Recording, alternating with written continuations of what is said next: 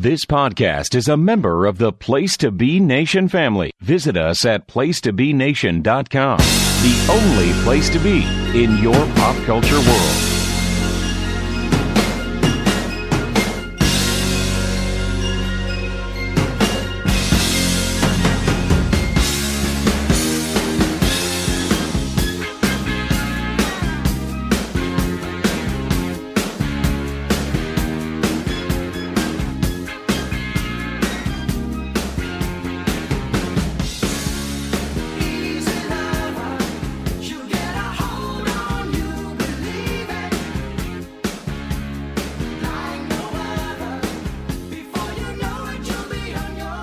PTB Wrestling Network family, Happy New Year, and welcome to a new year and a new day of the week.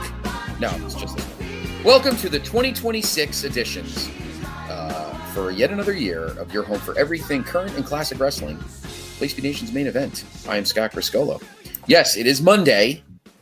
We had to do some shifting, and we could not record last week, so we couldn't do our show on Friday, but we didn't want to lose the show because we have a lot to talk about. So we are doing it on Monday. But it will not be every Monday. It's just, well, it'll be some Mondays. This might be a good plan B. But no, most of the time it'll still be on Fridays. But this week we're just doing it on Monday. So our next episode should be a week from this Friday, the 23rd. But we'll talk more about that. Anyway, we got a lot to talk about. We are going back to the main event archive, October of 2019, but we'll get there. Let me bring in a Happy New Year to my two cohorts, my partners. First off, he is the Boogie of the Bayou. And I am not enjoying ESPN's, or I should say Amazon's NBA coverage, but I love the Cox coverage. Andrew Reich, how are you? Good. Wow, you don't like the Taylor Brooks, Blake Griffin, Dirk Nowitzki combination? They're okay. Yeah. I like the Cox better. I think it's the music. I needed to take extra time off because my hero, who said he would never give up, finally gave up and with his swan song, and he, rode off into the sunset in his Peacemaker helmet. And I was thinking about doing the same, but there's too many Austrian monsters to defeat. So his Peacemaker helmet. What did you think? I know it was long past, but we didn't actually talk about it. What did you think of the match and the finish? Well, we'll get to that in a minute. Let's bring in. Right. Steve, he doesn't even want you to talk because this guy's pumped beyond recognition after, along with many other fans of teams, fans of that I'm friends with, of this weekend's amazing games. As we're recording, the only two games have yet to be played. The Chargers Patriots hasn't started yet, and of course tomorrow. Well, as we're recording tomorrow night, as you're listening to this tonight, the Texans and the Steelers. But this guy, he listened to his son, who said, "Dad, do not touch the dial," and his son was right. Steve Aloysius Willie. Meaning don't turn it on because we had it off, and he thinks that he and I are bad luck. Yes, and, you're mushes. He was right. Exactly.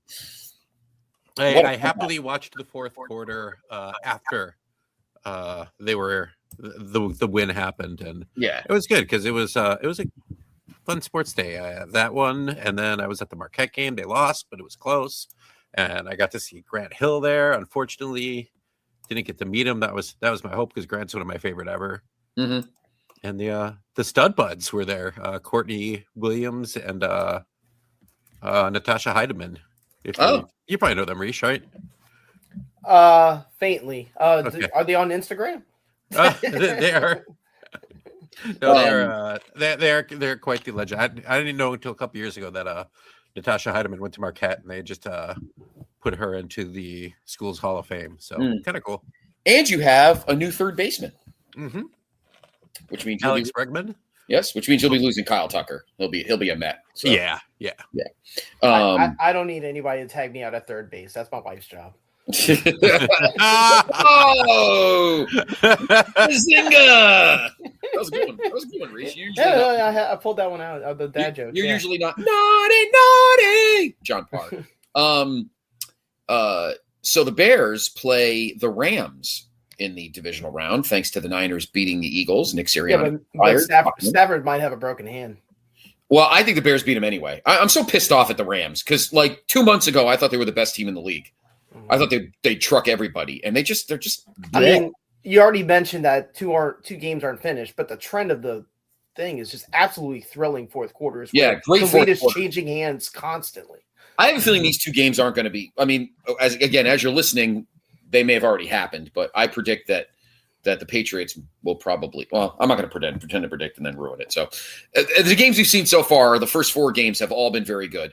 I saw somebody on Twitter say, we love how the Bills voted against the Bush push because because of player safety, yet it saved their season, which it really didn't. I mean, it helped them get the first down, but a regular. I mean, Josh Allen just ran in for the touchdown. They did push, rugby scrum their way to the first down, but that might be something talked about in the offseason. But in any event, the Bills will play. What were they? The 3? Yeah, they were the 5. Mm-hmm. Yeah, they were the 5. It's not determined yet unless it depends on what happens between the Chargers and the Patriots, right? Yeah, it depends who wins these next 2 games, but so as of now we don't know. So any event, congrats, Steve. All right, guys. So of course, in our second half of the show tonight, we will go to the main event archive for the October 16th, 2019 episode of AEW Dynamite. Again, early on, great shows, great tag matches, shitty women's matches. That's kind of how it went. And but first, let's talk current stuff as we're into the new year. So you asked Boogie about the last match of the GOAT. The match on Saturday night's main event as John Cena tapped out to Gunther in DC, and then they did the farewell, which I thought was kind of cool. The match I liked the match a lot, actually. And the ending did piss me off. It was a rib. I think people obviously don't understand anything. I thought it was a rib. I thought it was funny. He was smiling when he tapped. I mean, it was who cared? To be honest, I thought it was stupid. But the people are like losing their minds about it. I mean, you guys are, and that's okay. I just find it ignorant, or doofy. But the match as a whole, I thought was very good. What'd you think, Boogie? I enjoyed the match a lot. I thought Cena was on a roll once he turned face again. He kind of seemed a little more free, or felt a little more free to do what he was comfortable with and just have good matches on the way out, minus obviously the Lesnar one, which was a stinker, the one that was on ESPN to start. But the Logan Paul match was good. The AJ Styles match was really fun. And then Gunther. And also Dominic Mysterio, he had a couple matches with him that were entertaining. The Gunther match was really good, solid storytelling, a lot of and I had no problem with the ending. The only part I just didn't understand was the smiling part. That was the part where, now he did an interview with Cody in a podcast like later where he explained it. Once he explained it, I was like, okay, that makes sense. Like if that was your creative choice, that's fine. It was just in the moment I kind of laughed. I was like, right, like this is what you're gonna do at the end of your career. But when I come to think of it, it was the right move. It was in terms of technicality, it was the right decision.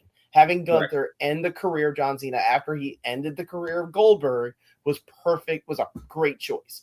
And the farewell was great. The send-off was great. He was emotional. It was a nice moment. The people who were upset by the finish, I think they were so deep in the forest, they don't see the trees. Mm-hmm. I agree with that. What do you think, Steve?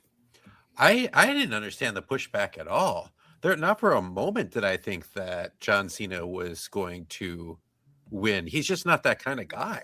No, he's not. You know, he's a bit old school. He put over Brock Lesnar, who's not even around, in like 7 minutes or something like that. Right. Yeah. And he's not. I did not understand it.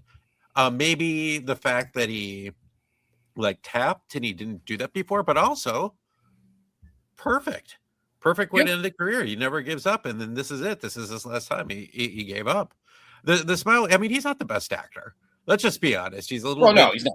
No. He's a little bit goofy. So, it kind of reminded me of Danielson Nigel McGuinness when Nigel tapped out and didn't he shout out thank you? He said thank you for everything or something like that. Yeah, and then he tapped out. Yeah, to end the feud with Danielson basically saying, hey, I've always respected you type thing. It was kind of like that. Obviously, I'm not going to compare Danielson Nigel's career to John Cena's career, but it was like I just did not understand it. And then like the booing of Triple H afterwards, I think, I don't know if that was just the Gunther stuff or just that kind of the other stuff that was going on, but for Gunther, it made him into a bigger heel. His promo on Raw after was great. Oh, so where I mean, the big line that he was given and he delivered it was that I made him tap out like a little bitch. Yeah. And now you can keep that for the rest of your career. It's funny because it doesn't sound like anything that he would actually say in real life. If I know, right? Interviews I agree. Or like, I agree. Yeah, but he got it over. Yeah. The other thing is, this could continue to be a trend. Because we've got, I think we have at least 2 more retirements in the next 3 years. He's facing AJ Styles on Raw. We're going to see AJ retire, and I think he'll do the same to Randy Orton whenever that happens. And maybe Brock Lesnar. And maybe Brock, because Brock will do it. Brock, at this point, Brock, just give him the check. Brock, Brock doesn't fucking care anymore. And that should be his gimmick. Retire guys. And I think, and he's good at it. And he's smug, and he's a good wrestler. So I think it's perfect. I had no problem with it at all. I had no problem Brock, with it. Like in terms of Brock, he likes the guys that give it to him. Like even if you remember Finn Balor, that match he had with Finn Balor, that was one of my favorite Lesnar matches of the last few years. He really let Finn Balor take it to him, and Danielson, like he beat the shit out of Danielson, but he sold a lot for him too. It's like he respects like wrestlers. Like fighters. Yeah. Flippy floppy guys he can't stand. But Daniel Bryan didn't wrestle flippy floppy in that match. So no, he was never really a flippy floppy guy. No, except maybe when he was not in the last probably like 7-8 years he wasn't. As a matter of fact, just looking ahead, programming note, coming up next week here on the PTB Wrestling Network, just like we did with Hulk Hogan, kind of honoring him. It was a tribute because he passed away. Obviously, Cena's not dead. Next week on the January episode of Through the Looking Glass, Dave Hall and I are going to do an alternate universe Cena DVD set. The reason it's a little different than the primary world is that universe is that we're not going to just do great Cena matches.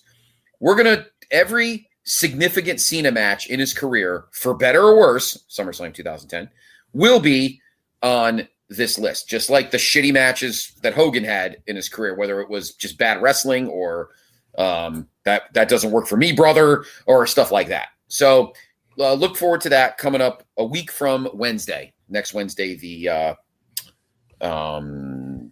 whatever it is, the 21st, I think.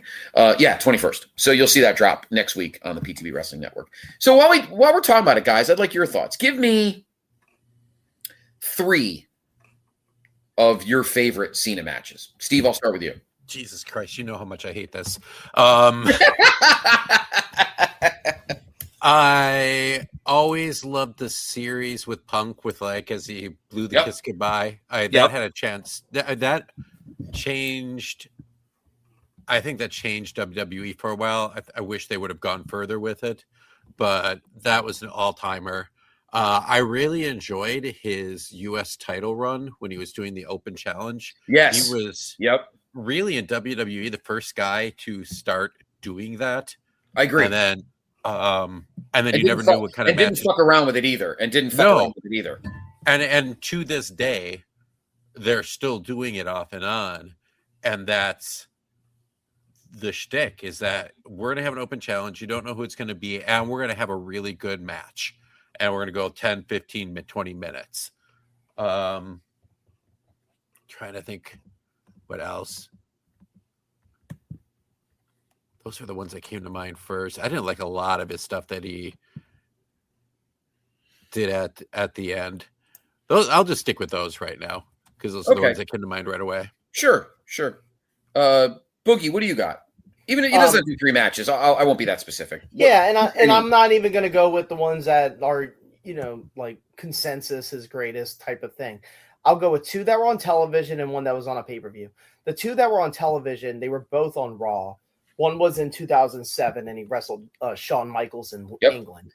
Yep. And they went almost an hour. It was a non-title match, but they went almost an hour. Cena physically was in his prime. Like, Michaels gives in his 40s everything he can in the match. He's exhausted. By the end of the match, Cena looks like he could go another hour. Like, that was probably physically the best he ever was in. And the other one was not his last match, because he had one, in his retirement tour with him, but one of his last matches against CM Punk. It was on Raw, and it was for a title shot at the Rock of WrestleMania in 2013. And that was a March of 2013, I want to say. February. That was a fantastic match. And it's almost like a short culmination of all the good stuff that they did in their previous matches in 2012 and 2011. It's just great stuff. Cena wins also. And it didn't feel cheap when he won. And then the last one, his match with AJ Styles, where they never left the ring at the Royal Rumble, is so good. Yep. Like, I agree. that was AJ really propping up Cena, adapting to his style, and Cena loved working with AJ. Yeah, and he did. That was a great match. Yeah, I was just thinking of AJ too, and then I actually went into a cage match, and he had a lot of great match. The Rumble one was the most well known, but he had a lot of big matches with Cena. AJ, yeah, he did. 16 and 17, he totally did. Yeah. So I'm looking at my GWWE Top 100, and obviously I don't have a lot of late stuff. We did this in 2018, I think we did.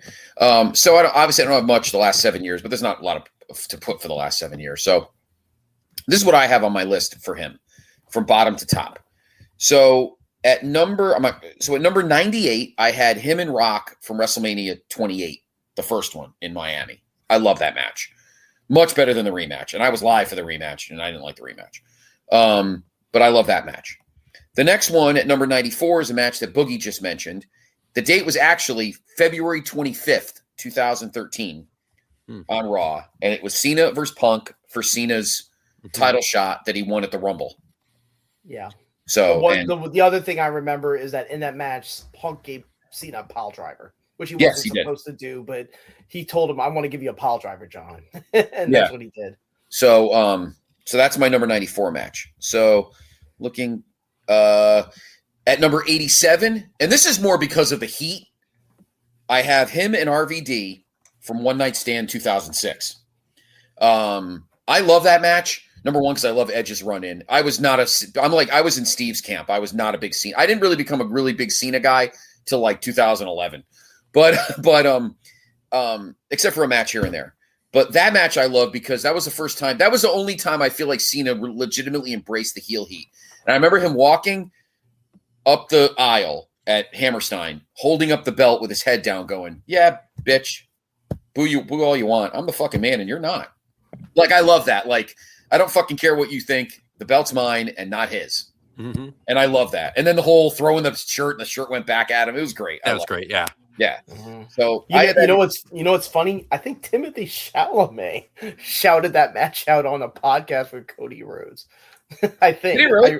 Yeah, he did. He was promoting Marty Supreme, and he's like talking about ECW One Night Stand 06 being his favorite show. And I'm like, really? Oh, Timothy, I have to teach you some things. You're great at everything, but you're not great at this. Yes. So that was number 87. So now I'm looking at the rest of my list. At number 74, I have one of Boogie's other matches he mentioned.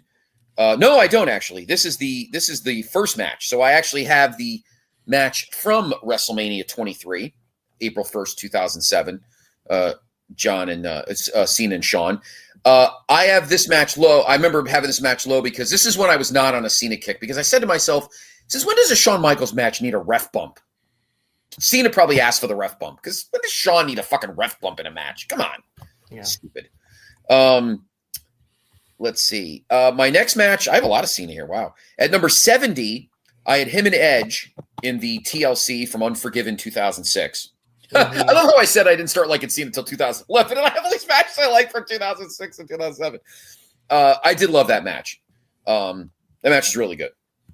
I kind of wish Edge was in WWE right now, because I think that would have been a great, no disrespect to Gunther, but if Edge was the last match, those fucking Washington D.C. tickets would have been like $5,000. Mm-hmm. Anyway, it might have been anyway.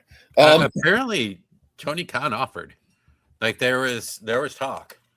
Get the fuck out of here! Seriously? Yeah, I had no idea that he was open to it. Get out of here! That's crazy. At number 61, I have a match that I saw live, and that was him against Brock and Seth in a triple threat from the Royal Rumble in 2015 in Philly. Yeah, that's a good one. That's a great match. I love that match live. And it was actually Rollins is a human pinball machine. Yeah, he let the two of them fucking beat the shit out of him in that match. Yep. Where's my next Shawn? Okay, the next Shawn match at number 55 is the match you were talking about, Boogie. That was from April 23rd, 2007 in London between Cena and Shawn won that match. But that match, sorry. Do you want to hear the urban legend about why it went long? I feel like I know this. Okay, so it was they were building up a fatal four-way on Backlash with them two, but also Edge and Orton. Orton had like a temper tantrum and trashed his hotel room in London, so they sent him home. So the match between him and Randy on that Raw got canceled. So they had to fill the time. So they just said, all right, we'll just go the whole hour on TV. And that's how it happened. I'll be honest, that actually does not surprise me. Something tells me that would be true. I'll be honest. So, well, don't forget, they were not big. Orton was still in the shithouse for a while, because don't forget, you go back to the match at from New Year's Revolution when it was rated RKO against DX when Triple H popped the other quad, and Orton stood there like a fucking doofus, not knowing what to do, and Shawn was pretty much yelling at him to fucking do something. Yeah, I remember that. Orton was still in the shithouse till the end of the year. Let's see. My next Cena match. Let's see. I love this match. Number 45 on my list, I had him and JBL from Judgment Day 2005. The I Quit match. That match is fucking great. I really love that match. Cena was still fresh and cool. It wasn't until the end of 05, beginning of 06. One of the bloodiest matches in WWE. Yeah, it's fucking crazy. Yeah. Right above that at number 44 is the match you just mentioned, Boogie, him and AJ from the 2017 Royal Rumble. That match is amazing. Absolutely amazing. My next match at number 40. Wow, I had a lot of Cena here. My next match at number 40 is him and Daniel Bryan from SummerSlam 2013. I mean, that match is just he wrestled that with a torn pectoral muscle. Yeah. You must love that match, Steve. Oh yeah. A torn pack is like, how do you do that? Well, that was like that's Cody, why right? That's why he's got a giant bandage on his arm in the match. Yeah. Like, can you imagine like breathing through that? Ugh. At number 39 is another one of my personal favorites, and I know JR loves this match too, and that is him and Umaga in the Last Man Standing from the Royal Rumble 2007. That match, crazy. Did he do like? Oh no, that was Rusev. Did he have a really good match with Rusev in there too? That was 2015. Yeah. When he that was part of the U.S. title thing. Yeah. I mean, there you go. Yeah. I mean this in a positive manner. It's the most AEW match I've ever seen in WWE. Talk about Cena and Umaga. Like, there are things violence-wise in that match they could never do again. Probably like not. Throwing the steel steps into the man's head on the outside. Mm-hmm. Like, never again. Yeah. That's crazy. Let's see. I know I have a couple more Cenas. Let's see. Okay, and the highest Cena match I have at number 4 is obviously the kiss blow, Cena and Punk from Money in the Bank 2011, which of course is one of the most iconic matches of all time. So there you go. So I have I have 100 matches here, and I think I have like fucking 10 Cena matches. That's crazy. Anyway, you'll hear more about those matches and such on next week's episode, our January episode of Through the Looking Glass with me and Dave Hall. All right. The other WWE thing I wanted to talk about, and this continues what could be as we look ahead to wrestling in 2026, guys. A class action lawsuit is being filed against WWE. Not Disney or not ESPN, because Disney has that bullshit Corleone family thing in their their small print that says if you are a customer of any capacity involving Disney, you cannot sue them. And that includes Disney Plus, ESPN, Hulu, anything the mouse owns, which is pretty shitty, to be honest. Mm-hmm.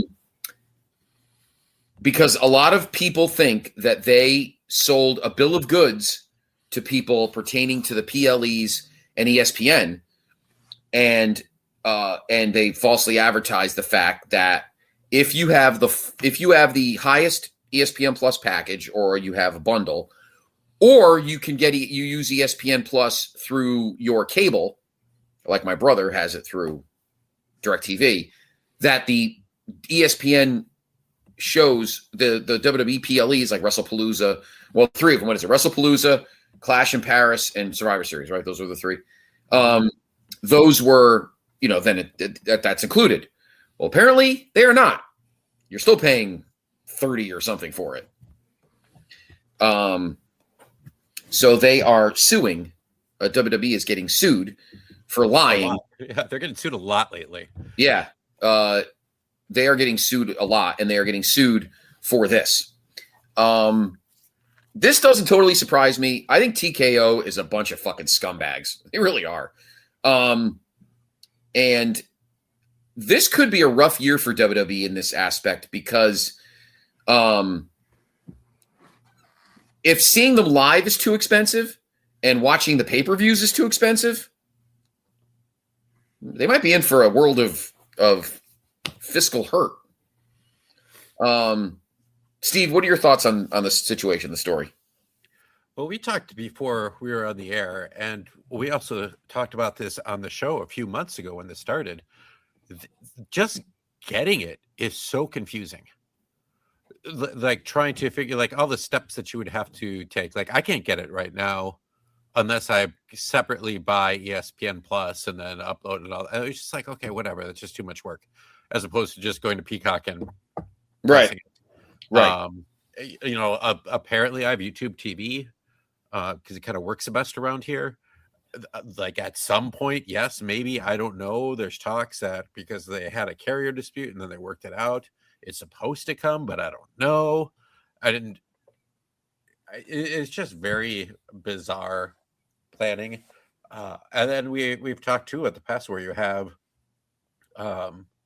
this isn't, we're talking as the football playoffs started this weekend. Even there's like 4 different channels that football's on, but it's not hard to find because everyone talks about it and it's like the program. Mm-hmm. When you're looking for, I want the pay-per-view, or do it like, where's Raw? Where's, it's actually funny now that we brought this up. My wife's coworker knows I like wrestling. She just texted me this past weekend. She's like, do you know that WrestleMania's on Netflix now? Like the past WrestleManias, all of them. And I'm like, yeah, they've been out before. Right. Like they were here, then they were here, then they were here, and now they're all sluts. Yeah. Right. It's like I always say about like Collision. If you keep moving it around and you make it hard to find, you're going to lose people. Yep.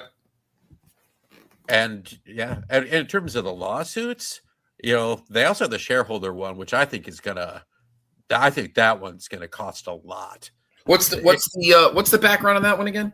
That's a one with there's a few things like they knew all along that Vince was still there somewhat and was getting ready to be the one who would sell it to TKO, and there's just thousands of emails that prove that, and that they didn't actually properly sell it, have any actual bids for it. Gotcha. And we, for better or worse, live in a society where shareholders and stockholders are the one that run things. Yep. And it's hubris. It's just like, yep. A lot of these like business types and, like you said, kind of scumbag type people, mm-hmm. They're dumb. They have a lot of money, but they're dumb. Yeah, they are dumb. Pricing people out is like, I've already seen a lot of pushback locally in that when they've had shows. Like they had the NXT. They had their first NXT show a couple months ago in our area in like since before COVID, and the prices were triple. Even more so if you're sitting up front, because I remember we sat up in the front row when they did it. We spent like $90, and it was like $400 for a house show, an NXT house show. So, it's funny you say that. Last Sunday, WWE had a house show here at the arena here in Bridgeport because the next night Raw was in Brooklyn. My buddy Connor, he's a baby. He's 22. He may be on our air in the future. He's a big wrestling fan. Loves Jeff Hardy. I'm gonna have to fix that. But no, I'm just kidding. He bought a ticket day of for the house show. Day of in like section 1. And now remember, mind you, the arena, the Total Mortgage Arena in Bridgeport, which I've been to dozens and dozens of times for various things, wrestling, concerts, hockey, hoops. I've been there for a ton of shit. It's not big. It seats like, I don't know, 8,000. You know what I mean? So it's probably like the size of the Hoffman Estates place, probably, Steve, right? Yeah, like 9,000-10,000. Yeah. He was sitting in the back 100s for a house show. $84. Jeez. $84 for a fucking house show? I said to him, God bless you, brother. I hope you enjoy the show. I sat in the mid 100s for World's End. I paid what did I get off the StubHub, or I got it was a resale through Ticketmaster for $120 for that's a pay-per-view. For a pay-per-view. Yep. It was only a little bit above. It was like someone was unloading a ticket, like one ticket last minute. Right. Yep. So it was about the price. I think the actual price would have been like $130 or something like that. Right. And it was dead center. Yep. Yeah, it's like house shows are for families. Yeah, honestly. And I know another buddy of mine that I work with, kid, he went to Raw the next night, last week's Raw in Brooklyn at Barclays. And he was he was up in the cheapies, and I think it was like $190. Good Lord. I'm like, what the fuck for Raw? And it wasn't even a good Raw. Yeah, I mean, it's just I mean, the that was the one with the Braun Punk match was decent. Yeah. I mean, the Braun Punk match was fine. It was. But it's like, this is going to be a big problem down the line. You know, maybe TKO thinks because people like spending money on UFC, that's one thing, but wrestling fans like bargains. And I'm not saying, and listen, first off, they're gonna get bit in the ass for 2 days of SummerSlam because they're just not going to have enough creative for 2 days of SummerSlam. 2 days of Mania, I think they figured the wheelhouse out, so that's fine. It's Mania, yeah. Creatively, we're not getting the money. I'm talking creatively, but 2 days of SummerSlam is just absolute fucking overkill. That's absolute just money grabbing.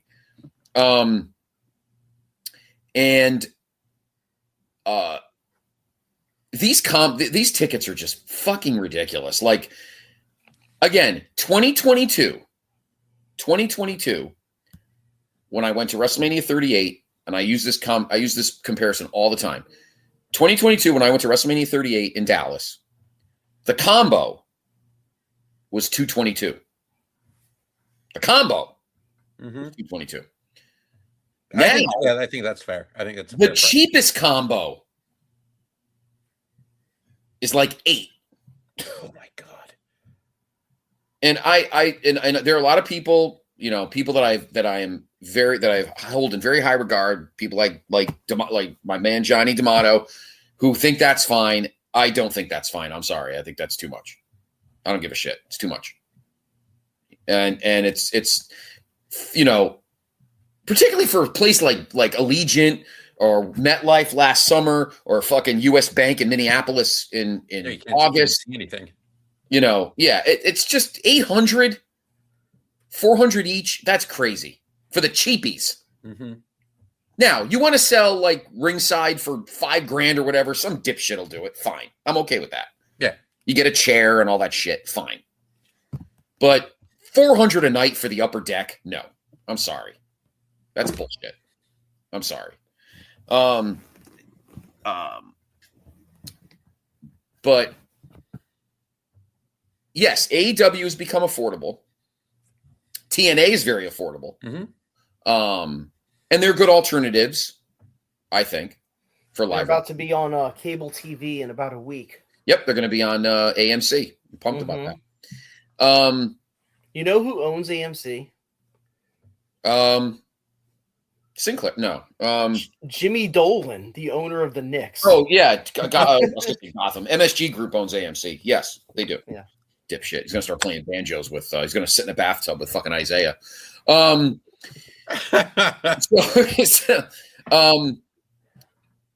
So let's talk WWE and then we'll move on to AEW. So what do you think, Boogie? First of all, Boogie, your thoughts on this class action suit, then I'll ask you my next question. What do you think of the lawsuit? So I do have to get my one joke in. Are you telling me that there are people suing because they can't watch WWE premium live events? Yeah. Have they watched them? Like I have done nefarious means. I watched Crown Jewel. I watched Survivor Series. I didn't even watch it for money, and I wanted my money back. You know. Yeah. But anyways, you know, the thing that's been different about the PLEs and why haven't been that in tune with the ones on ESPN anyways is not only because, and I do mean this in a serious manner, the events on ESPN have not been great. And the one that people were looking forward to the most was actually on Peacock. That was the Saturday night's main event with Cena's last match. Now we're getting into that road to WrestleMania part where the Royal Rumble, which will be in freaking noontime, is going to be in Saudi Arabia on ESPN. Same with Elimination Chamber in Chicago. Same with WrestleMania. Yes, the content has moved to Netflix. The archives have moved to Netflix in the United States. They're still migrating it. There's probably a lot of non-WWE stuff that's not on Netflix that probably is on YouTube now or some other way. We'll get to that in a minute. Yeah, the whole trick is to get everything. The things people want the most, you put it behind a paywall. The problem is, I think there is anytime these class action lawsuits happen and the main buyers doesn't interfere, try to dismiss the lawsuit, tells me they have buyer's remorse. I wonder if Disney is sitting here thinking, man, we got cents on the dollar on this deal. And maybe they're trying to find a way to get out of it. I'm only speculating. I don't know if that's really what the execs at Disney think of their WWE pay-per-view deal, but I do think that if they don't really deliver in terms of streaming subscribers or extra subscriptions during WrestleMania time between January and April, you got to be thinking, why did we even do this as a corporation? You know, I do think WWE has its benefit of being available on a basic streaming plan like Netflix. If it was on Netflix, I'd be happy as hell. Wouldn't I? Anybody would be. If you had WrestleMania live and SummerSlam live and Money in the Bank live on Netflix, just like Jake Paul and who was the guy that broke his jaw in 5 fucking places? And Joshua. Joshua. I mean, I don't see the downside of that, but that's not the deal that they made. They wanted to diversify the portfolio, in the words of Stringer Bell, so that they could corner the market, so that no competition could go there. I understand that, but I think they may have bitten off more than they could chew, and they didn't. They purposefully did the read the fine print where they said, well, we don't have to put it on the basic plan. It can go on the premium plan and try to get people to pay extra to watch it. And my thought process is, okay, now you're getting people to want to see these events because Royal Rumble is must see. I hate that it's in Saudi Arabia. I think everyone in America is, especially ticket buyers who made it manifest destiny as a fan, if they had the money, to go to the Royal Rumble and watch it. Now they can't because it's in freaking the Middle East. I think I honestly think they're trying to burn that. They're trying to burn that deal as fast as they fucking can. And I don't want to y'all did a good job talking about the ticket sales. We talked about it. We talked about the inflated prices in previous episodes. I don't think I have to revisit a lot of the points already. I think everybody is really upset and not satisfied with the inflated prices. This is across the board. I want to go to a Bruno Mars concert in September in New Orleans. I'm already anticipating a ticket will be $400. I'm already anticipating it. This is just the new normal, and it's really sad and unfortunate that if you want to be entertained in a live event, that you have to pay triple what you used to, but that's just how the economy has been. But for the WWE, not every event is the same. So if you keep putting your Raws overseas and you keep putting your pay-per-views overseas and you're restricting the amount of domestic live events and you keep upping the ticket prices for them, it's going to backfire on you. You're not going to get. That's why they keep talking about gate when they talk about how much money they made. Well, yeah, because you're not selling the number of tickets of asses and seats, and I don't think any wrestling promotion is doing a great job of doing asses and seats, except for unbelievably New Japan Pro Wrestling, because they put on Tanahashi's last match and they almost sold out the Tokyo Dome. Right. So you need premier things, you need big things, and WrestleMania and the Royal Rumble are the last two for the WWE, and they put in. I do think that the timing of this has something to do with the fact that these are the two big events. They're going to be behind a paywall on ESPN, and fans are not happy about it. Yeah. Mm-hmm. Yep. So it might be a very interesting year for WWE. I have a feeling. I think Mania might do pretty, because Mania last year didn't do great in Vegas. I mean, it did good, but there were definitely, and talking to the PTBers, there were some empty seats, which is very un-WrestleMania-like. I have a feeling, I don't want to say it's going to bomb, because shows like that don't bomb in the grand scheme of things, but I guarantee you they will struggle to sell seats in Minneapolis in August. I think it will be. Wait, are you talking about SummerSlam or WrestleMania? SummerSlam. WrestleMania's in Vegas. Okay. SummerSlam, they're going to struggle. I think New Orleans people are so upset they didn't get WrestleMania. They'll still go to Money in the Bank at the Smoothie King Center, but it's not the same. No, they got bumped. New Orleans. I'm actually happy with the way they're slowly building a WrestleMania. I like the card table vignettes. I think that the rumors that they've planned out their matches already and penciled them in is true. And they pulled a swerve that we don't have to talk about much because we're kind of deep into the show already about involving the WWE title. But I do think they have like some twists and turns in mind for WrestleMania. Yeah, probably.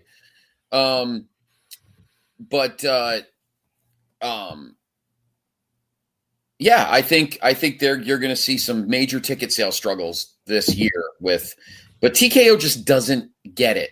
And, like we said years ago, be careful what you wish for. I know Vince is not the greatest human being on the planet, and there's a spot probably for him in hell as a person, but as a promoter, one thing you got to give Vince credit for, he always made shows family friendly. Yes, WrestleMania was always expensive in a general sense. It should have been. It was the biggest show of the year. Of course, it's going to be expensive, but expensive we figured out. But this is just ludicrous expensive. I had a friend who has a chair. He sat in the front row. Now, again, I get it. It's 1998, so I get that before anybody bites my head off. He sat front row, or one of the first few rows at ringside for WrestleMania 14 in Boston. And I think he paid $250. Now, yes, I get it. It's 1998. What I'm saying is even in the relative economy and the way things are now, you could still do combos. Now, I do remember last year, and this is a saving grace. I do remember last year when I looked in the secondary markets like SeatGeek and that kind of thing, and I even went back to Ticketmaster. Some of the combos for Summer Mania in Vegas last year, and even SummerSlam at MetLife, were like $350, $400 in the secondary markets. Mm-hmm. Now the solo tickets were actually not terrible. So if you like single days, you could have gotten a ticket at SummerSlam at MetLife, like the Sunday half, for like $175. Maybe like $210. You would have been a little high, but you could have gotten a decent seat. I mean, I have a feeling you're going to see ticket sales get slow because you're going to see people wait. Because it's much easier to book a hotel and sit back and wait. And if those tickets just don't happen for you and they're just off the charts, then you cancel the hotel and you watch it on TV. And also, I gotta say this is completely random. I wonder if in the summer, because WWE actually does well in the summer in terms of their box office, because a lot of these, like, football's not around and basketball's finishing up, and they have more open dates for those venues. But the World Cup is in North America in the summer. So you wonder if people are holding out their money to go to the World Cup. Well, don't get me started. The World Cup thing is a fucking joke. I'm sure you saw the report about the hotel fare being off the charts. You have to give a fucking kidney. Well, because they want to make money on international. Obviously, people from all over the world are going to come around to watch their countries. Right. That's going to be even worse because they're putting. There's been talk about putting like a special visa cost down there. Yeah, that's from the government. That's several hundred. And Italy's going to do that to U.S. citizens when they go to the Winter Olympics in a month. Yep. Yeah. Meanwhile, the fucking Ginzos don't even have half the venues aren't even the fucking Guidos. Half the venues aren't even ready. Yeah, I read a story that the ice rink's not even ready, and we're like, no, the hockey rink there's holes in the ceiling, and it's a fucking shit show. I love that song. What a feeling. And there's holes on the ceiling. I love Lionel. So yeah, I think it's gonna be a very interesting year, 2026 for WWE. AEW is just kind of settled into a nice number 2. They're never gonna be number 1. They just don't make the money. I think the roster is still. This is me. I still think the roster's too bloated. But the women's division has gotten a lot better because they literally signed 30,000 women.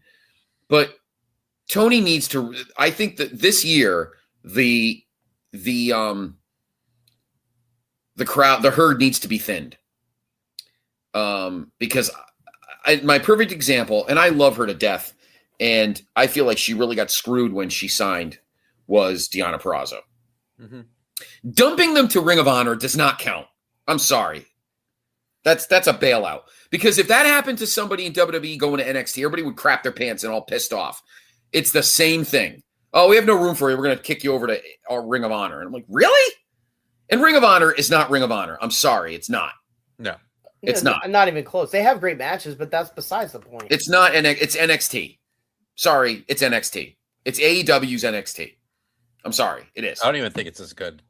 Yeah. I mean, I know you are heartbroken over ROH and the way it is now because of our amazing podcast you and I need to start doing again. Mm-hmm. And the fact that it's just not ROH. It's AEW's dumping ground for when the roster's too fat. Yeah, their pay-per-views are fun, but their shows are pointless and the pay-per-views are thrown together and they're not promoted at all. None. Yeah.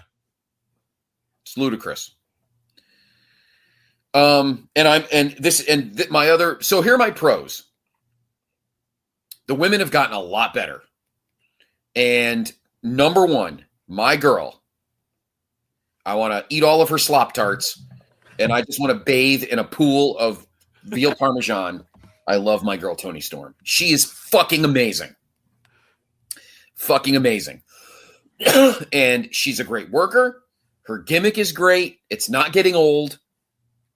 They mix it up a little bit. They add just, it's fun. I actually at the pay-per-view at World's End, the dancing moves that she did with Orange Cassidy were freaking hilarious. They were.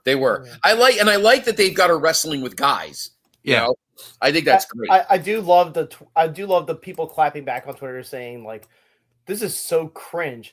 It's fucking pro wrestling. It's supposed to be cringe. It's literally supposed to be cringe. It's supposed to be they're funny. Like, and the funniest part too, and I learned this lesson a year ago from a friend who we talked about NXT all the time, and it's like, man, and I would show him NXT. Look how stupid this is. He goes, Andrew, that's the point. It's supposed to be stupid.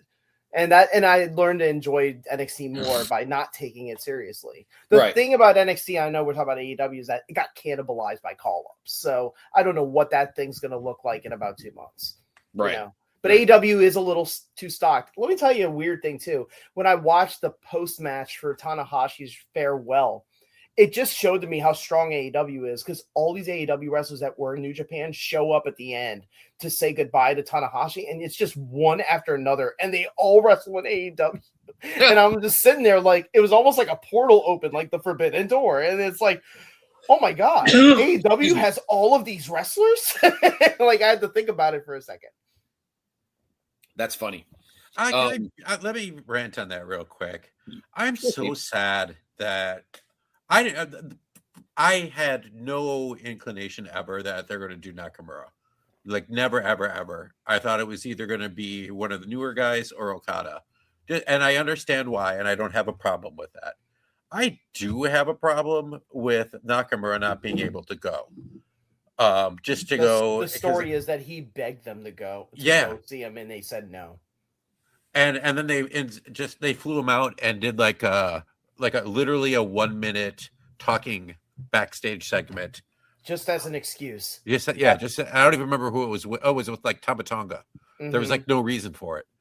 I hated that for him. Yeah, I agree.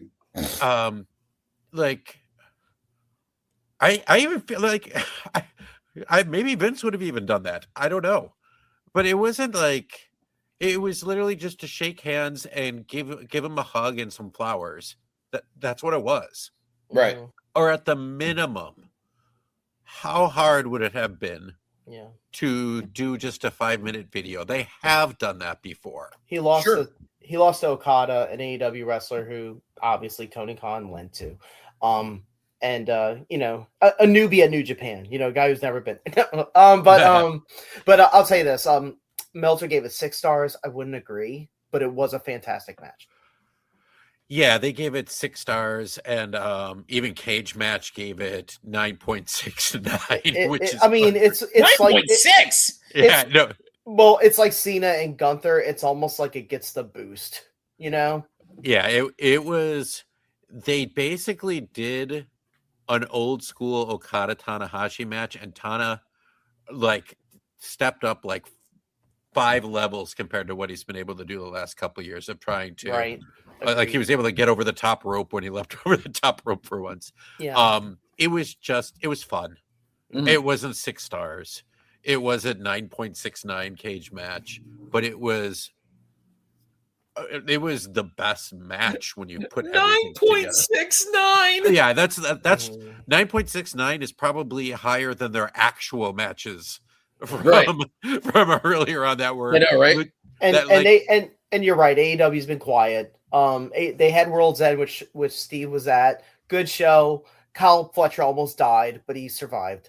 On a weird, I don't even know what the hell that was. I still think he was supposed to flip and just wasn't able to get over in time. Mm-hmm. It was because I've seen a lot of guys do that move before. I've seen Sami Zayn and Owens do that move. I've seen him do it in AEW, and like where they like kind of flip over, like if you're doing a and he just he just landed flat, and it was like, oh my God, thank God he was okay. And Moxley got his arm down last second to help protect as well. Moxley's turning face again after winning the Continental Classic. MJF won back the AEW Championship. So that's kind of where they're at. They're waiting for this big show in Australia, but that's not until Valentine's Day. So yeah, you're right, Scott. They're kind of in a holding pattern. They're just kind of spitting out good matches on their weekly shows. And, you know, most of their fans are pretty happy with that anyways. Yep. Next pay-per-view is, of course, Revolution. That'll be on March 15th. Out in LA at Crypto, at the home of the Lakers and Kings. Speaking of Mr. Moxley, at this point, there's got to be Moxley fatigue. Why the fuck did he win that tournament? Why? And please do not say, I'm sorry, Boogie, do not say it's a vessel to turn him face. That's stupid. I don't think it was a vessel to turn him face. I think it was just Moxley dialing back into the workhorse Moxley. I think that's what it was. He's like, you know what? I'm tired of trying to be a chicken shit heel. You know, I'm just gonna sit here and have banger matches. Is he becoming like a backstage guy now? Oh yeah, I think he's been that way for quite a while. Him and Renee Paquette doing those sideline interviews, which I love, where she's ringside. I mean, I think they all have creative input. RJ City, I think they've embedded a lot of guys in there that have not Tony's ear, because that sounds like suspicious, but they have creative input, and Tony listens to what they have to say. Why does that sound suspicious? Because it makes it feel like Punk when Punk was there, of like whispering in him, Yeah. You got to get rid of this guy, that kind of thing. That's Tony not what John Moxley does. Tony Khan did some interviews recently. Like when I was down in Chicago, like he did one with the local radio station, and he said like the first few years he let too many people help book, and now he'll occasionally listen to people, but he's the one who does the book. Like no one else is doing it. And he grew a thick skin, because like the old Tony Khan would have rolled over to Chris Jericho and just signed him a new deal. And I don't want to disrespect Chris Jericho. There's rumors he's going back to WWE, but I think he had run his course in AEW, and I think all three of us can agree with that. Oh, totally. And it was okay for Tony to say, you know what, Chris, we can part ways here. You know, I think Moxley should quit too. No, I'm just kidding. No. I think Moxley should take a damn break. I'm sorry. I know how you guys think of me when it comes to him, but no, I think you've come around the last year. Oh, well, I think the Claudio heel turn's coming. I did like the Blackpool. I did like it when they were the Blackpool, whatever they're called, Fight Club or whatever. Mm-hmm. I did like that, but of course they had to change that when Regal left and they became the Death Riders, which was nice for a while, but that did get old. But we talk about putting over new guys. Couldn't I don't know. Jesus, I don't know. Somebody else. Mm-hmm. Couldn't have been somebody else that could have benefited from winning that tournament. Kyle Fletcher. I feel like Moxley's doing nothing but stat padding now. Yeah, like Fletcher, I mean, he just had the big run with the secondary belt. I'm trying to think who else. Yeah. I mean, Okada didn't need it. He already had the other belt. Mm-hmm. And Takeshita was busy. And Takeshita had the New Japan belt. And so I understood, yeah. So, hey Scott, do you know who also were stat padders in professional wrestling? What's that? John Cena and Hiroshi Tanahashi. Yes. They totally were. Oh yeah, they totally were stat padders. I think Moxley is in his Hall of Fame victory lap. I think that's fair to say. Where he's like, hey, I want to go out as one of the greatest. And I understand that. If I have something left to give, I'll give it. But I do think that there's some Moxley fatigue. I really do. I definitely agree with that too. I think so. He was, they definitely, the crowd was cheering him in Chicago for the Fletcher match and the Okada match. There was Okada at first, but like that match, God, Meltzer, come on, 4.5 stars? Are you fucking kidding me? I have no problem with Dave in general, but that's a little high. He's lost his mind. He did some AEW star ratings I saw recently where I was like, absolutely not. Like the first 10 minutes of that match, like you could hear it was like he loves CMLL. He loves Kendall Gray at NXT, who's this very quick, athletic girl who is now vying for the NXT Women's Belt. He loves her. You know, he picks his favorites. He's just another person. Everybody has their favorites. Yeah, right. I mean, Siskel and Ebert were like that too. Mm-hmm. Ebert liked horror movies. Siskel hated them. Yeah.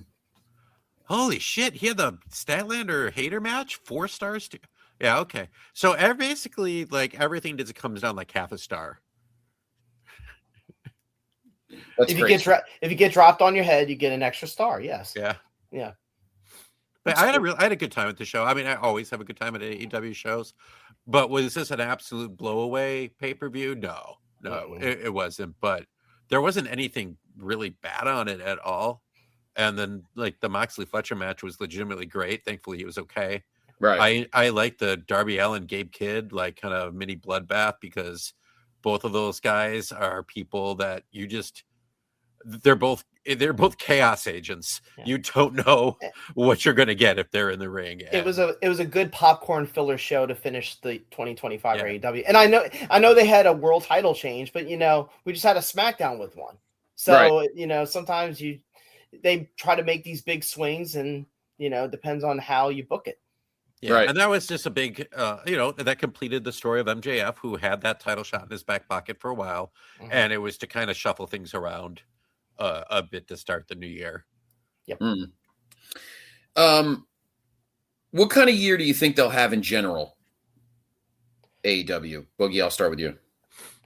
In ring, slightly worse, because I think they're going to settle a little bit with some of the talents that they already have in tow. I do think we'll see newer acts signing contracts there, but I wouldn't anticipate that many. I do think you might see some retreads of certain feuds that we have seen in the past involving MJF, Swerve Strickland, Hangman Page. Kenny Omega is even going to try to probably get back into the singles act a little bit. So we're going to probably see retreads of things that we talk about on our retro recaps of AEW.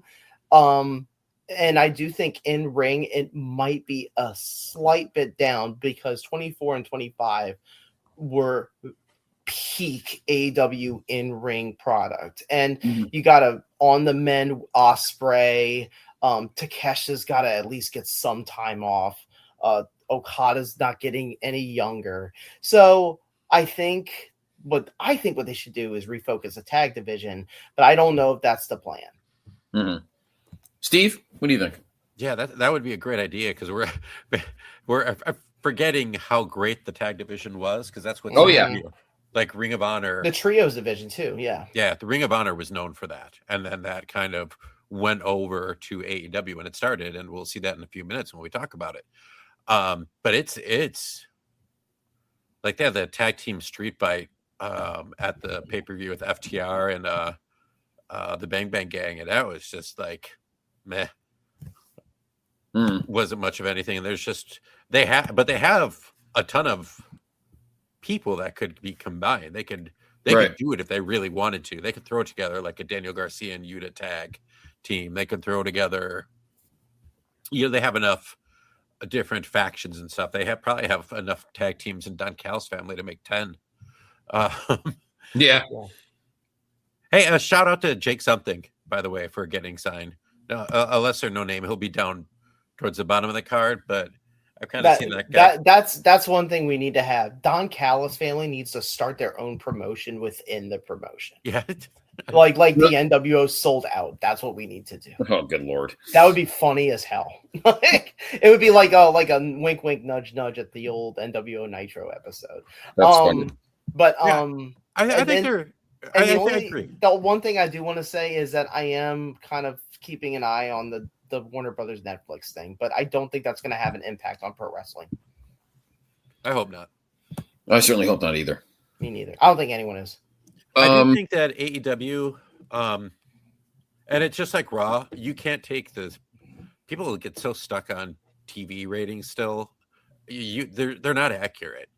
You can't measure Netflix accurately because we don't know. Dynamite's ratings are in the 400s. Yeah, 400. Collisions 18 to 49 is 0.02. Nobody cares. Yeah, and also there are people online who care, like commenters and stuff like that. Yeah. I don't know anyone who watches Dynamite. I watch on HBO Max. All my friends do too. I do too. When I do catch it, yes. The picture quality is better. The only thing it doesn't have is picture in picture. Yeah. But yeah, the ones like the older ones, like the one we watched today, they had everything still a part of it as well. Mm-hmm. You just didn't know. It was like the international feed. Mm-hmm. And I don't even watch Raw live on Netflix. The reason why is that if you wait an hour and then watch it, the commercials automatically are deleted. Nice. No shit, really? I didn't know. Yeah, like it live cuts them. Right. All right, before one more question, one more promotion we'll talk about, and that's of course TNA. They are going to start on AMC soon, and their business deal with WWE is over. They did what they had to do. Nobody's mad at each other. They did their thing. WWE did what they intended to do. Put over TNA talent, help them. I mean, they definitely helped them get the AMC deal. I don't think there's any question. They're already in the celebrity game. They got Paris Hilton to join the company. Perez Hilton. Wait, what? Not Paris. Oh, are you fucking Perez? Yeah, correct. Oh, goddamn that Perez. Who wants he hasn't been a thing in like 15 years. I know. And he wasn't even that big of a thing to begin with. No, he was stupid. He was some like gossip slop. Yeah, he was gossip slop. I think overall TNA will have a good year. They'll be solid. They'll be the number 3. I think I like Mike Santana. I think whatever this weird experiment with Frankie K as champion will dissipate. But I do think that WWE and TNA will have still not an official quote relationship, but I could still see talent bouncing back and forth. Maybe if TNA needs a spike, maybe who knows? I could see Cody going like, you know what, guys, let me go over to TNA for like a month. I think that the call ups that they're recently doing in WWE, and this is WWE's choice. They chose to do this, bringing in Oba and Trick Williams and Javon Evans off of the NXT brand. That's going to dissipate the men's roster so badly that they're going to have to go back to TNA. Yeah, I agree. And they did announce that AJ Styles will make up an appearance on the AMC premiere. He won't wrestle. I do think that the shows will be good. Their next pay-per-view is Genesis in a couple weeks, I think. I do have a concern about them. Their roster without WWE and losing some people here. Well, they lost Joe Hendry. They lost JDC is retiring. Yeah, they lost who's retiring? Fandango. Oh, Fandango, yeah. Oh, yes. What a loss. Yeah. But it's still a person. It's still a person. They lost Jake Jordan Grace. Left. They lost Jordan Grace. Although I think she was tapped out in TNA anyway. I think she did her thing. I have a feeling eventually at some point in 2026, I think Moose is going to leave. They really need to tap into the wrestlers that AEW will not keep around their company in the next 6 months. Just like it happens in New Japan, you're starting to hear the rumors already. It always happens when the year starts over. Gabe Kidd, Dave Finlay, Clark Connors, all these. There's a Japanese wrestler that supposedly might be on the move. So these guys are going to want to go to America, and they might wind up in TNA. And I think too, the NXT drop offs and they're your people in Ring of Honor are going to be yeah, you know what, we tried, and now TNA should just pick those up. There's still some indie people out there too, and I think they've done pretty well. Michael Oku. There's just keep signing them up. I mean, they lost Ace Austin too. I thought that was I actually thought that was a pretty big loss. I like him a lot because he's different. So their next show is this coming Saturday, the 17th, Saturday night, Genesis, as Steve mentioned, from the Curtis Culwell Center in Garland, Texas. Let's take a peek here. I got the card up if you need it. Yep, I just found it. Nope, I just found it myself. So we've got yes, Mr. Johnny Curtis Dango is taking on Eddie Edwards. That might be a fun little match. Frankie K, this is obviously has to be with evolving programming. So Frankie K is taking on either Mike Santana, Nick Nemeth, or somebody for the team title. Maybe that's Jake something. They just called him Jake somebody instead. Yeah.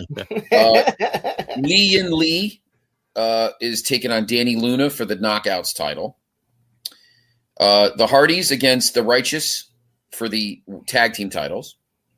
Elijah against Mustafa Ali, AJ Francis against Rich Swann, and in the main event, well, not main event, a three-way for the X Division title, Leon Slater or Myron Reed, they must be wrestling this week, against Cedric and Moose.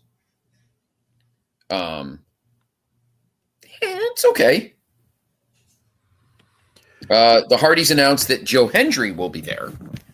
So, say his name and he appears. I believe in Steve Willie. I wish, Steve, if I say your name, Steve Willie, I would just wish you would pop out from anywhere. That would be amazing. You know what's sad? When somebody in TNA actually says his name and he doesn't appear. Oh, I mean, because that's what's gonna. I mean, he's gonna be on SmackDown pretty much every week now. It seems like, Yeah. And Mustafa Ali just signed a contract, renewed his contract with them. Gotcha. So, okay. So there's some of your current stuff, and of course we'll get more into this on our show next week, or our show that on the 23rd we'll talk about Genesis and what happened, and look ahead to their next show, which I think is probably. Whatever the pay-per-view is. Hard to Kill. I think that's the next one, I think. Anyway, and then we look ahead to the Rumble, which I think is the following week, and talk about some other stuff. So, all right. But now we're going to go back in time. Going to go back in time. We've used that song on so many pay-per-view, on so many podcasts. I don't even want to bother, even though I love it. Back in Time by Huey Lewis and the News is part of the amazing Back to the Future soundtrack.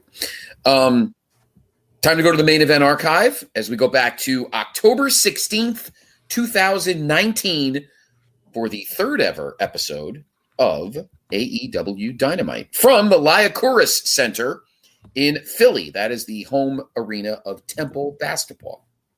The Owls. It is not obviously the big building in Philly, the Wells Fargo. This is the on-campus venue of Temple University. So right now we have two champions at the moment. Chris Jericho is your world champion and Riho is your women's champion. But we are in the midst of a tag team tournament to decide the inaugural AEW tag team champions. I don't think the TNT belt's been even mentioned yet, right? No, I don't think so. I don't think so yet either. They're secondary. Wait, the TNT championship? Yeah, I don't think it's been mentioned yet, right? That does not get introduced until the summer of 2020. Okay. Wow. Mm-hmm. Wow, really? Wow. Mm-hmm. Okay, so our opening match, we have two world tag team tournament matches. The opener is supposed to be SoCal Unlimited, which of course is Frankie K and Christopher Daniels, and there was no, I guess if there's no like third people that can come to the ring, the ringside has to be empty. I think that wasn't that the hook or something. And they were going to take on Best Friends, Chuck Taylor and of course Trent Beretta. But was it the Dark Order ran down the ramp in the beginning and jumped SCU, and they power bombed, I think, or chokeslammed. What was it, Steve? The Lucha Bros came down and Lucha Brothers, not Dark Order. I'm sorry, it was the Lucha Brothers. Yeah, Penta gave his stuff pile driver on the ramp, which looked pretty vicious to be honest, but and that in order to take Daniels out of the match. Right. So Scorpio Sky, my guy, replaced Christopher Daniels in the match. And in 9:57, SCU advanced. As everyone knows, I am not a Chuck Taylor fan whatsoever. I do love Trent Beretta. I do not like Chuck Taylor. We all know how much I love Scorpio Sky. I love this match. I loved it. I liked the early doings of the tag division in AEW in the beginning. I really did. This match was a banger. And of course, we had JR and was it still just JR and oh no, Tony was there too. Yeah. Tony, JR, and Excalibur. I was not crazy, and I said this from the beginning. I understand they were trying to get like WWE displant ears, but I did not like JR commentating. Everything sounds just so generic. Yeah. Whereas Tony, I mean, it's Tony. Tony does his homework, and Excalibur like legitimately knows what he's talking about. That poor guy never gets to talk. But I love the match though, Boogie. Great match, but I'm learning that I'm not a fan of the commentary. I don't like the 3-person booth. I don't. Yeah. Well, you don't like Chuck Taylor, which is ironic because Scorpio Sky is wearing Chuck Taylor's when he starts the match. He was because he was in street clothes. Yes. Which to be fair is actually good kayfabe storytelling. Yes. Like, I don't have tights on because I wasn't supposed to be in the Freebird rule. I wasn't the one slotted to wrestle. So that was cool. I think you liked the match more than me. It was 10 minutes. I thought it was a little too short for me to have it be memorable. But I do remember that Scorpio Sky, and he does factor in later in Dynamite, like in later weeks, about how he looks good as a singles act. He looked really good in this match. That's probably the best I've seen Scorpio Sky just as an individual performer. Frankie K is still good. And the best friends, Chucky T does a really cool plancha in it. Trent Beretta's in great shape at this point. This was before his neck injuries, and they had a nice outing, and it was a very enjoyable match. The ending was abrupt. I think Scorpio just pins Chucky T after like a headbutt or something, like just some kind of weird weird head move, and just pins him, and that's it. It was a little anticlimactic, but it did tell the story of, even though they took out one of their 3 members, they still moved on to give them some resilience, which does factor in later in the tournament for SoCal Uncensored. Right. Steve? Yeah, I think one of the most important things is that Chuck Taylor lives in Philadelphia, and he had a 76ers jersey. And did you see who it was? Please, so say Joel Embiid. It was Ben Simmons. Oh, shit. He about moves as well as Ben Simmons. Yeah. Can you imagine Ben Simmons doing a plancha? Chuck Taylor's like, oh, I guess I'm gonna fall over now. Kind of like Orange Cassidy, you know? Yeah, he did all right in this match. Like the Scorpio Sky part was great. Like he's wrestling in slacks and he loses a shoe, so they chuck the shoe to the current, like up the aisle, and it comes back. And the fact that he's able to wrestle in just socks is pretty until the end. Like with a lot of the matches on here, there was like a strange heel face dynamic. It's like Taylor, from Philly, but like some like realizing that the crowd likes SCU more, so then he's acting like a heel, but then he's acting like a face again, and that part didn't work. But it was like some sort of botched finishing move.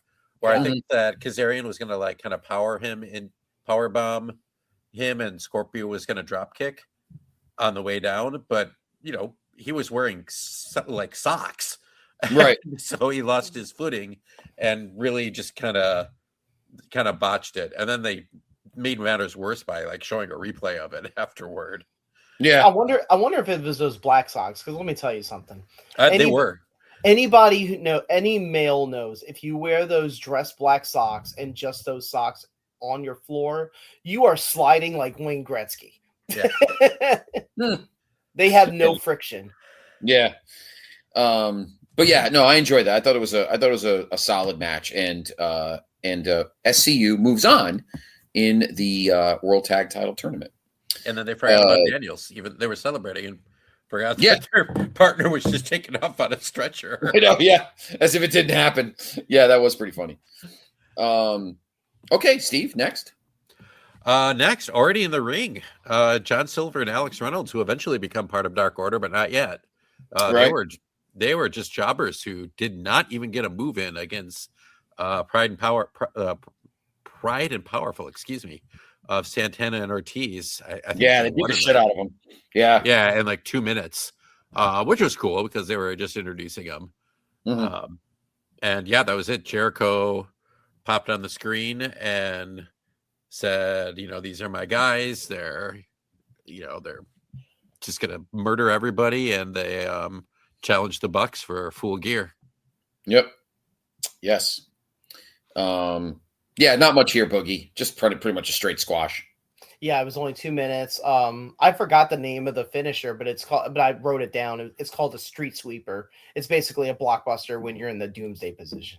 So it was a cool little move, but I don't remember that as their finisher like in later years. But good intro for Santana and Ortiz to look strong. They get a match against the Bucks in a few weeks. Yep. So that continues. Next, Steve. We had a really cheesy ass video package that was done like a documentary.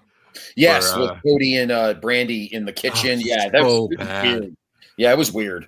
Yeah, he was she was explaining their schedule for the week and how busy they are. And then, but he was sad and wasn't paying attention because he's thinking about the belt. And then he went to the float room place and was doing his floating. And Cody's just so busy. Let's interview Dee. Let's interview his mom. Let's interview Cody's mom. Yeah, exactly. And God bless Dusty Rhodes' wife. But that pocket square was hideous. Oh, yeah. I think it's funny that Cody could not use Rhodes as his last name, but Brandy could use Rhodes as her last name. Yeah. I think that's fucking hilarious. Also, I think he's on the treadmill in dress shoes. At one point, I didn't even catch that. That's funny. Like, this is the kind of stuff that I think makes him so unlikable at times. Like this kind of real corporate, dramatic. I some of the stuff like his podcast. He feels the same way when he's in like his like super expensive suits and stuff like that. He's just like, no, like you're supposed to be the son of a blumma. Yeah. Well, might be something to think about in 2026 in real life, in a current day. Also, like Maxwell Jacob Friedman being on the testimonial about how great of a friend Cody Rhodes is. Yes, I know. Yes, I forget. I like how they used his full name. I feel like they used it more back then than they do now. Yeah. So I think that was pretty funny. Yeah, that was the cheesiest piece of shit ever. They were trying to WWE themselves. So bad. Yeah, they tried to like WWE themselves up, and it just looked very unlikable. I agree with you. Yeah, I thought that was pretty funny. Okay, so I mentioned a match earlier, and here it is. So we have a title match for the evening. Our first of two, because the only the two belts that are in the company right now. The women's world title is on the line. Your champion, Riho, defends against my girl, Dr. Britt, DMD. I did not like this match. It sucked. And the match rating on Cage Match is 5.5, or that's not good. About 5.25. It's not 5.25. That's I would say probably a little worse than that. Not much. It was. I don't. What I don't like about Rio, because I don't like Hikaru Shida either, but I don't like her for different reasons. Wait a second. No, just kidding. Go ahead. Oh. Riho, I just feel like she's too. I know she's a smaller worker. She's not the biggest on the planet. But I feel like everything just looks so dainty. Like she doesn't really hit moves. She kind of like falls into them. You see, when you're a smaller wrestler, if you want to be a convincing wrestler, like Bryan Danielson's the perfect example. You got to be close contact. Yeah, you got to stiff the shit out of your guy. Yeah, you got to be snug. And Riho does not wrestle snug. And the only time she does close contact is the stomps. And when she starts doing them late in the match, that's when the match actually picks up and the crowd gets into it with near falls. But that's an 8-minute match. The first 5 minutes of it is really bad and choppy, and they do not synchronize any of their spots. It's bad. And I will agree. I do agree with you, Steve, because you guys know how much I love Britt. I love Britt to death. And I had always said that Britt should have been the inaugural women's champion. But then after watching this match, I thoroughly agreed with you now that maybe she wasn't quite ready for prime time just yet. She's still pretty new at this point. Yeah. It was just awkward. It was what I just kind of said in my note too. They just didn't seem to be on the same page at times, and on basic moves. There were a couple times where you could see they were across the ring and just completely stopped and were like kind of talking to each other. Right. I like the finish, like the very end finish is like she got the net breaker and she got the arm locked, but then when she went for the lockjaw, Riho just like kind of fought it off and rolled it up. And that made sense to me because Riho had so much more experience to be able to come up with that. But besides that, And B. Priestley. Well, B. Priestley isn't long for the world, right? She's really not around very long. Right. Mm-hmm. I liked her too. Mm-hmm. Yeah, no, I agree. She wasn't either. But yeah, the match is not 8:20, which didn't feel like 8:20. It felt more like 30:20. Yeah, I'll be honest. You're right. You're right. She, after watching this again for the first time in a while, I will admit that Britt was not quite ready to take the mantle yet. But Riho should not have taken the mantle either. But she's just not good, and the match is crap. But that's a shame because the women's division needs to kind of be, needs to be one of the standard bearers at the moment, and it's not. But that's okay. Was there anything in between before the next match? Was there any kind of? Not to my memory. There was no segment between the women's match and the next tag match. Right. Okay. Yeah, they went right in it. Okay. So our next match is another of our World Tag Team Title first round matches. The aforementioned Lucha Brothers, who jumped the SCU at the beginning of the show, they're taking on Jurassic Express back when Jungle Boy was actually Jungle Boy and not Fake Glass Bro or whatever the fuck it was. Whatever the fuck it was. Jungle Boy and Marco, or Jurassic Express, of course, Jungle Boy and Marco Stunt, which is very interesting. Yeah, he's very different from Luchasaurus. Quite a bit. I was taken aback by that. And in 11:32. Lucha Brothers advance. I mean, the match was fine. I didn't hate it. I like Luchasaurus. I kind of missed him in the match, but yeah. They said he was out with a leg injury, and so that's why they had Marco in there. Okay. And again, it was the same thing. It's like they're supposed to be the faces, but Lucha Brothers faces or heel gonna be faces, right? Yeah, I that the things you said about Riho and not being able to take her seriously, I felt the same way always about Marco Stunt. Yeah, and I'm not trying to poo-poo on his career. He's basically stopped wrestling, but for Marco, like it was just one of those situations where he was clearly like the lesser of the four, and they put him in the face in peril position in the match for like a good 8 minutes, and it was just like. Man, like I understand have Jack Perry be the Jungle Boy, be the hot tag, and that's when it gets good when Perry is in there with Ray Phoenix and Penta. But you can't win them all, and if Luchasaurus was hurt, then you had to go with the other guy. The one thing I hated is that Marco got to kick out of Made in Japan, which is you do not kick out of that move usually. Yeah. It's a pump handle driver for the people who don't know. Yep.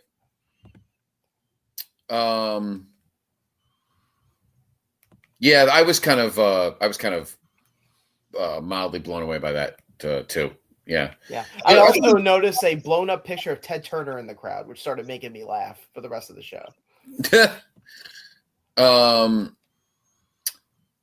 Yeah, I was kind of bummed. I was expecting a little more out of the match, but I was also kind of sad that it wasn't Luchasaurus. But I thought the match was good enough. So we had two matches in the tag team tournament, and I feel like I need to go to the wiki and take a look at the bracket for a minute. AEW World Tag Team Championship. Okay. So let me go to the inaugural. Okay, so the Lucha Brothers move on to the final, and actually, this is the final, right? No, no. The Lucha Brothers take on Private Party. Yes. Who of course upset the Bucks, and then SoCal is taking on the Dark Order, and we'll have those two matches next week on the I don't want to get too far ahead of it, but I will tell you this, Scott, you won't be disappointed on the things that are coming up. And of course the tournament final will be the following week on October 30th. And who will be that inaugural tag team champion? I wonder. So I think it's been a good tournament. Obviously they purposely didn't have the Bucks win it originally because that would have pissed way too many people off. Anyway, so next up is wow, this was hot. This match. We have Hangman Page, who is still right out of the get-go was my favorite guy in this company, and Kenny taking on Jon Moxley, who, of course, at the moment I fucking hated. But that's okay. I was being fair. And Pac. The bastard Pac. Oof. Wow, this match is filthy. Oof. Dave gave it 4 1/4. Yeah, I'm not opposed to that. 15.05. It's right on target with that. Yeah. And the cage match rating 7.7. Okay. Is it 7.7 or 6.7? Oh, shut the fuck up.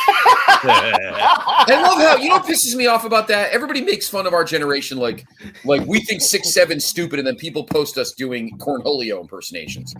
Cornholio impersonations were creative. Who's walking around saying numbers while raising your hand up and down? That's not creative. We can have a debate on the short history at this point of Dynamite of what's been the best match, because they had other ones like that we've talked about already, like Private Party pulling the upset on the Young Bucks, and I guess there was a couple. I think there was one involving Kenny and Joey Janela that was on Dark.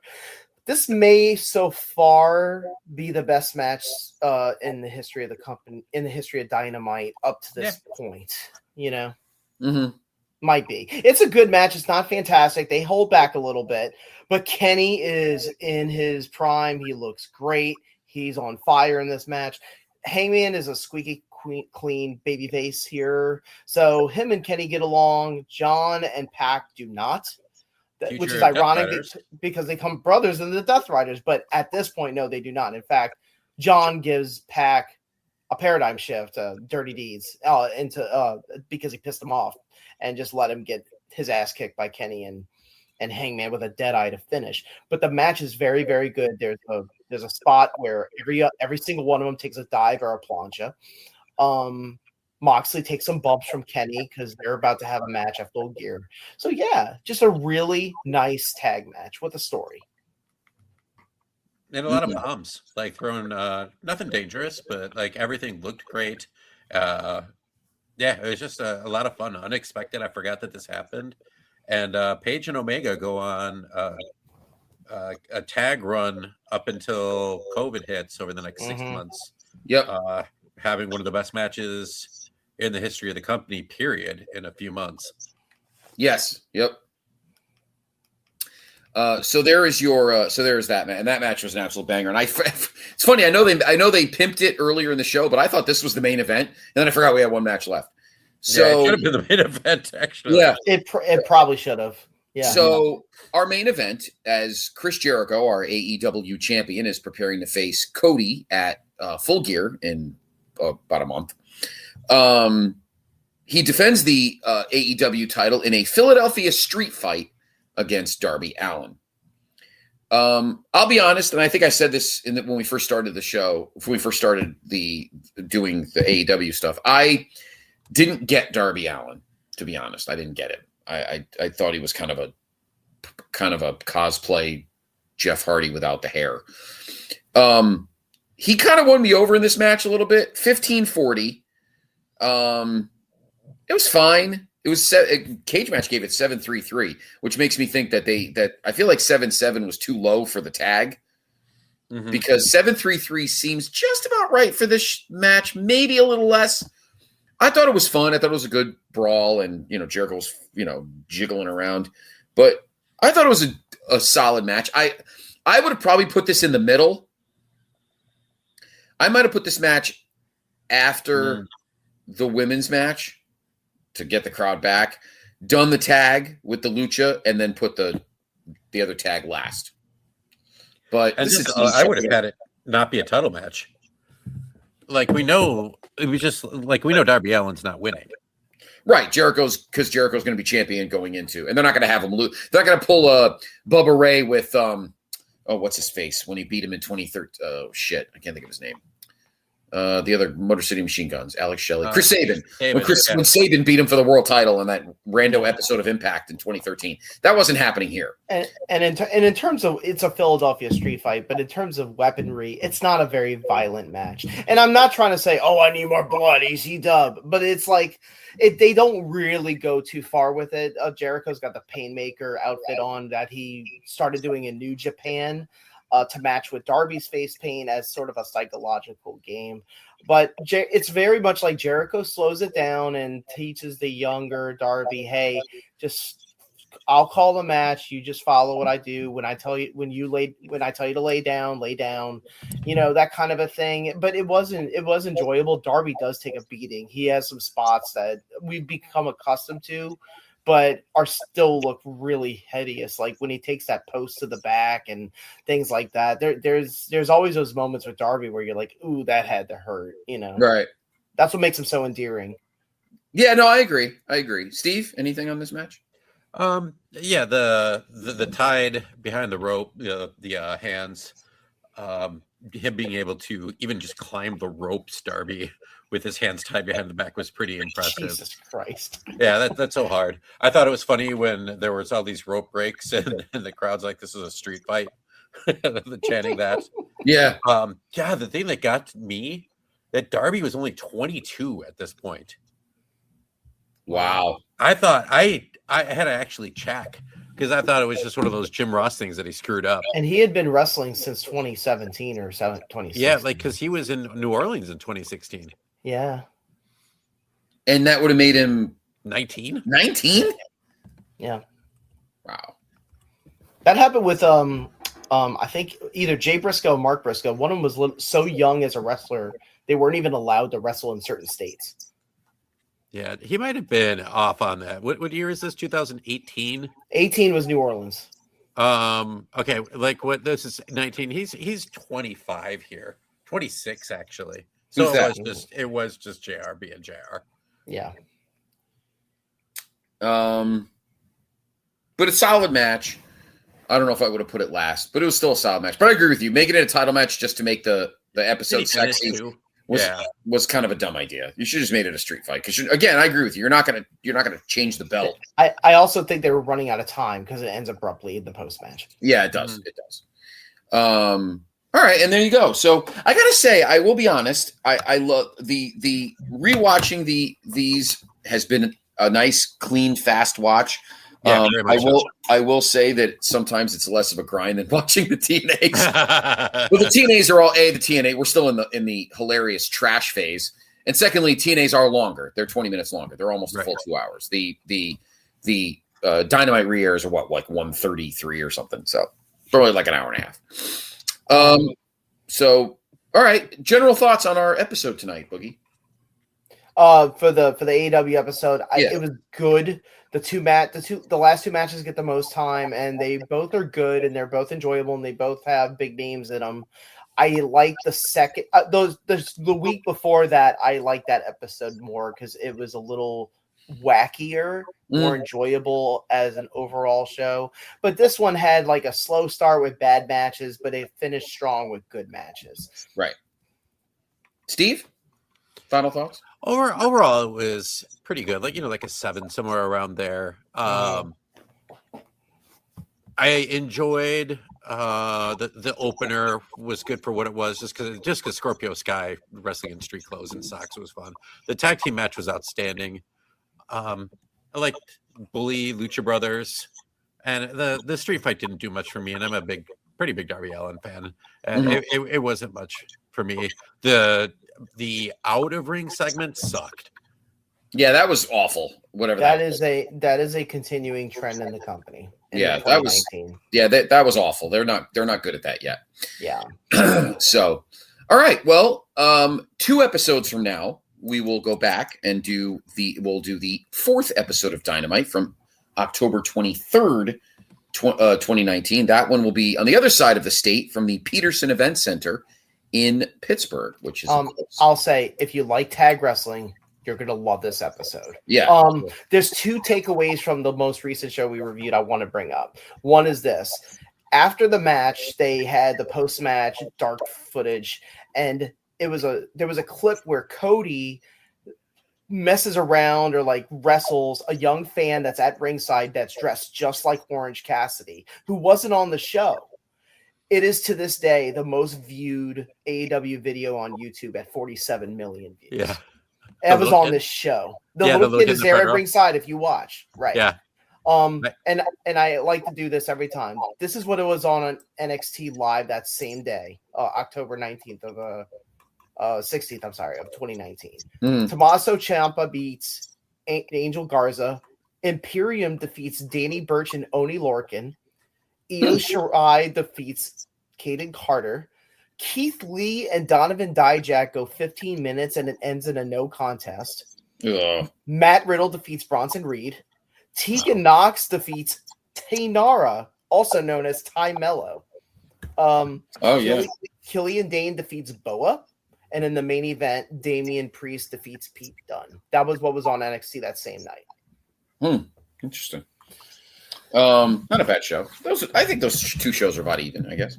Yeah. The Tegan Knox Tay Mello match is infamous because Tay Mello botched everything. Yeah, she got cut. Yeah. Peterson Event Center, incidentally, is Pitt's Arena, University of Pittsburgh. That's not where the Penguins play. That's the PPG Paints, I think it's called. But that's in 2 weeks. That's in 2 episodes from now. Our next episode, we will go back to Steve's favorite place of moral ill repute, and that is the Fairgrounds in Nashville for the April 16th, 2003 episode of NWA TNA. That'll be our next episode, which is next Friday. Guys, that was fun. It always is, because you guys are awesome. Great first show on this special Monday edition of the main event. We thank you for joining us. Please always like us on Facebook. Please like us on Spotify. Not Spotify. I meant to say Podbean. And then, of course, on all of your podcast catchers. Boogie and Mr. Murray are in the throes of the NBA Team podcast as we're heading into the second half of the season.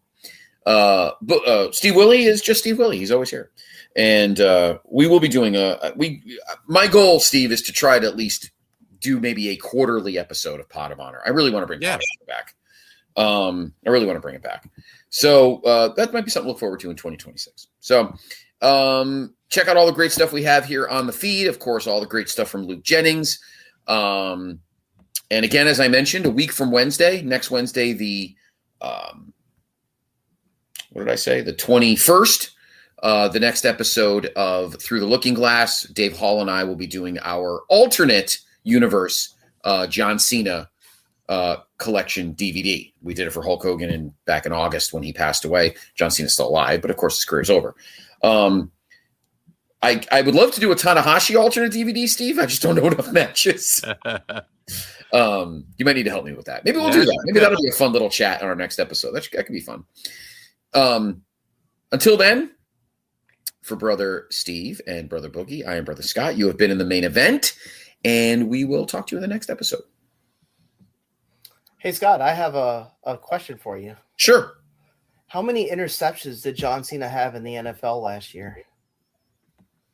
I'm not sure. How many? Just as many as the New York Jets. I would say shut up, Boogie, but you're absolutely right.